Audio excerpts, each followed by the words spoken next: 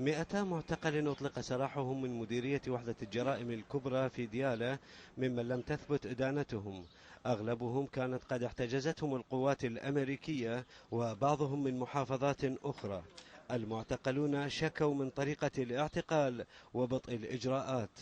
نعاني من أنه مثلا الإجراءات اللي يتم المعاملة بين المحكمة وبين المديرية نتمنى أنه تكون سريعة حتى يتم إطلاق سراحنا بأسرع ما يمكن. فعبثوا بأثاث البيت وحطموا المحتويات ويعني تلفوا لي يعني أثاث بالمليون ونص، وأخذوا مستمسكات الرسمية ولم يجدوا أي تهمة أو أي شيء.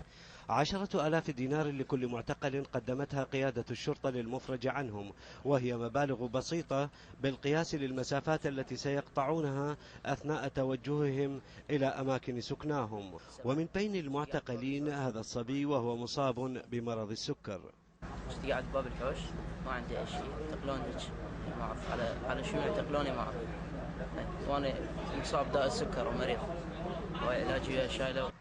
قيادة الشرطة وصفت العملية بأنها تأتي بمناسبة أعياد رأس السنة، وأكد قائد الشرطة بأن عام 2008 سيشهد إطلاق سراح أعداد أخرى. إن شاء الله عام 2008 ما يبقى ولا سجين في ديالى بإذن الله. بلغ عدد المطلق سراحهم لحد هذه اللحظة 200 واحد فقط خلال هذه الفترة، خلال هذا الشهر.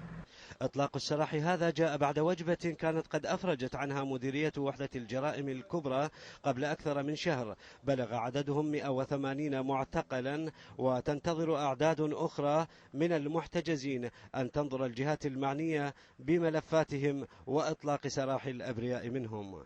فلاح الذهبي، الحرة.